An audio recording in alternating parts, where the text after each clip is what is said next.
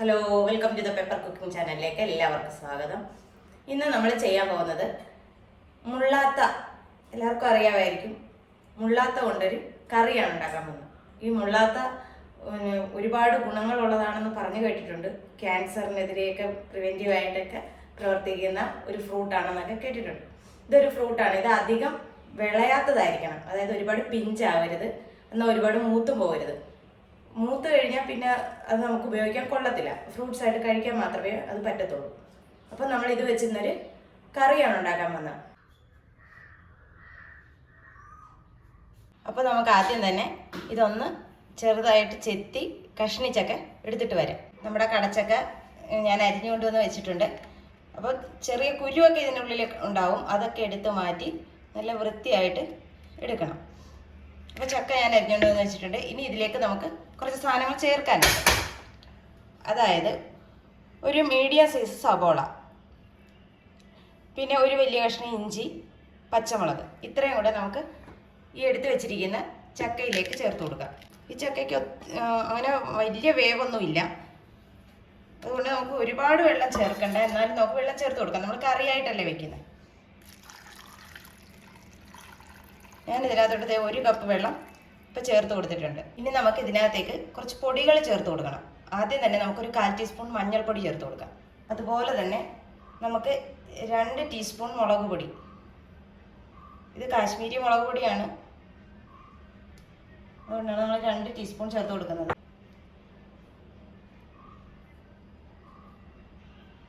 മൂന്ന് ടീസ്പൂൺ മല്ലിപ്പൊടി നമ്മൾ ചേർത്ത് കൊടുത്തിട്ടുണ്ട്. ഇതിനകത്ത് മല്ലിയാണ് ഇച്ചിരി മുന്നിട്ട് നിൽക്കേണ്ടത്, അതുകൊണ്ടാണ് നമ്മൾ മല്ലിപ്പൊടി ചേർത്ത് കൊടുത്തത്. ഇനി ഇതിനാവശ്യമായ ഉപ്പ് ചേർത്ത് കൊടുക്കാം.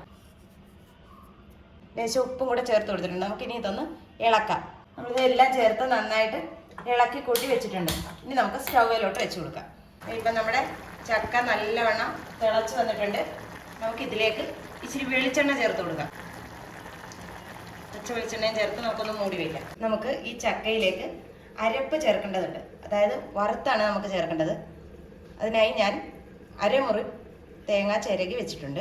അതുപോലെ തന്നെ ഒരു 5-6 അല്ലി വെളുത്തുള്ളി, 1/4 ടീസ്പൂൺ പെരിഞ്ജീരകം, ഒരു 5 ഗ്രാമ്പു, അതുപോലെ തന്നെ 4 ഏലക്ക. ഇത്രയും സാധനം നമുക്ക് നമ്മുടെ പീര വറുക്കത്തില്ലേ എന്നതുപോലെ നമുക്കൊന്ന് വറുത്തെടുക്കണം. അപ്പോൾ നമുക്ക് വറുത്തെടുക്കാം. പീര വറുക്കത്തിന് വേണ്ടി ഞാനൊരു ചട്ടി അടുപ്പത്തോട്ട് വെച്ചിട്ടുണ്ട്. നമുക്കിനി പീര ഇട്ട് കൊടുക്കാം. എല്ലാം കൂടെ നമുക്ക് ഒന്നിച്ചിട്ട് അങ്ങ് വറുത്തെടുക്കാം. നമ്മൾ തീയലിനൊക്കെ അരയ്ക്കുന്ന പോലെ തന്നെ. ഇനി നമുക്ക് നന്നായിട്ട് ഇളക്കി കൊടുക്കണം. ഇതോടൊപ്പം തന്നെ നമുക്ക് ഇച്ചിരി കറിവേപ്പിലയും കൂടി ഇട്ട് കൊടുക്കാം. കറിവേപ്പില ഇച്ചിരി കൂടുതൽ ചേർത്താലും കുഴപ്പമൊന്നുമില്ല. അതായത് നമ്മുടെ ഈ ചക്ക എന്ന് പറയുന്നത് ഒരുപാട് ഗുണങ്ങളുള്ളതാണെന്നാണ് പറയുന്നത്. നമുക്ക് വ്യക്തമായ അറിവൊന്നുമില്ല. അപ്പോൾ ഇത് ഞാനിപ്പോൾ ആദ്യമായിട്ട് ചെയ്യുന്നൊരു തീയലാണ്. മാത്രമല്ല, ഇവിടുന്ന് ഈ ചക്ക നമ്മുടെ മുറ്റത്തുണ്ടായതാണ്, പക്ഷെ എല്ലാവരും കൊണ്ടുപോകാറുണ്ട്. ഇങ്ങനെ ക്യാൻസറിന് നല്ല മരുന്നാന്നൊക്കെ പറഞ്ഞാണ് ആൾക്കാർ വന്ന് കൊണ്ടുപോകുന്നത്. അപ്പോഴാണ് നമുക്ക് തോന്നിയത്, എന്തുകൊണ്ട് നമുക്കിങ്ങനെ ഒരു കാര്യം ചെയ്തുകൂടാ. ഇത് പഴുത്ത് കഴിഞ്ഞാൽ വേറൊരു ചവർപ്പും പുളിയൊക്കെ കൂടെ ഉള്ളൊരു ടേസ്റ്റ്. അപ്പം നമുക്കിങ്ങനെ തീയൽ വെച്ചാൽ എന്താണെന്നൊരാശയം കിട്ടിയത് കൊണ്ടാണ് നമ്മളിന്ന് ഈ തീയലുണ്ടാക്കുന്നത്. പീര നന്നായിട്ട് ചുമക്കെ വറുത്തെടുത്തിട്ട് വന്നേ. അപ്പം അതേ നമ്മുടെ ചക്ക നന്നായിട്ട് വെന്തിട്ടുണ്ട്. ഇനി നമുക്ക് നമ്മുടെ പീര വറുത്തെടുക്കാൻ വേഗം. പീര നമ്മൾ അപ്പുറത്തെ സ്റ്റൗവിലിട്ടിരിക്കുവാണ്. അപ്പോൾ ഇതൊന്ന് തീ ഓഫ് ചെയ്തിടാം. നമ്മുടെ പീരയിലേക്ക് നമുക്കൊരു 5-6 മണി കുരുമുളകും കൂടെ ചേർത്ത് കൊടുക്കാം. കുരുമുളക് ഒരുപാട് ചേർക്കണ്ട, എന്നാലും വേണം. അപ്പോൾ ഇതേ നമ്മുടെ തേങ്ങ ഇത്രയും ചുവന്നാൽ മതിയാവും. ഒരുപാടങ്ങ് ചുവന്ന് പോകണ്ട, ഈ പരുവത്തിന് നമുക്ക് മതി. ഞാനിപ്പോൾ തീ ഓഫ് ചെയ്യുകയാണ്. ഇനി നമുക്കിതൊന്ന് അരച്ചെടുക്കാം. അപ്പം എന്താ തേങ്ങ ഞാൻ അല്പം വെള്ളം ചേർത്ത് അരച്ചുകൊണ്ട് വന്ന് വെച്ചിട്ടുണ്ട്. ഇത് നമ്മൾ തേങ്ങ മാത്രമാണ്, പൊടികളെല്ലാം നമ്മൾ നേരത്തെ ചട്ടിയിടകത്ത് ഇട്ട് കഴിഞ്ഞു. അത് കാരണം ഇനി നമ്മൾ പൊടികൾ ചേർക്കണ്ട, നമുക്ക് ഈ അരപ്പ് ചേർത്ത് കൊടുക്കാം. അരപ്പ് ചേർത്ത് നന്നായിട്ട് ഇളക്കി കൊടുക്കണം. ഇത് നമ്മുടെ ചക്കയുടെ കൂട്ടിലേക്ക് നമ്മൾ അരപ്പ് ഒഴിച്ചു കൊടുത്തിട്ടുണ്ട്. ഇനി ഇതൊന്ന് നന്നായിട്ടൊന്ന് തിളച്ച് വരണം. അതായത് നമ്മുടെ കറിയൊക്കെ തിളച്ച് സെറ്റായി വന്നിട്ടുണ്ട്.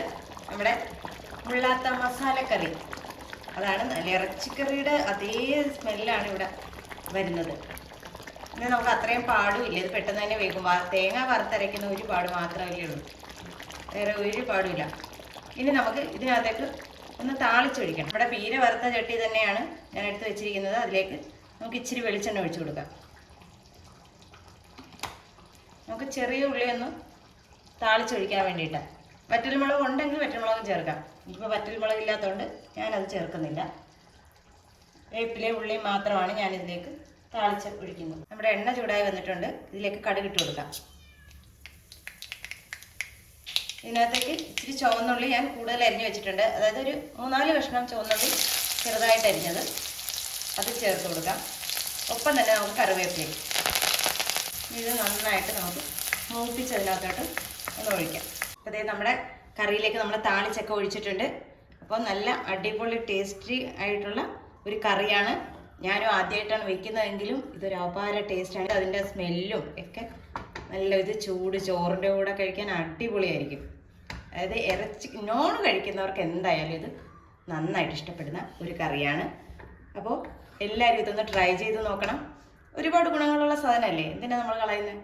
അപ്പോൾ ഇതൊന്ന് ട്രൈ ചെയ്ത് നോക്കിയതിന് ശേഷം വീഡിയോ ഇഷ്ടമായാൽ ലൈക്ക് ചെയ്യാനും ഷെയർ ചെയ്യാനും കമൻറ്റ് ചെയ്യാനും മറന്നു പോകരുത്. നല്ലൊരു വീഡിയോ ആയിട്ട് കാണുന്നവരെ ടാറ്റാ ബൈ ബൈ.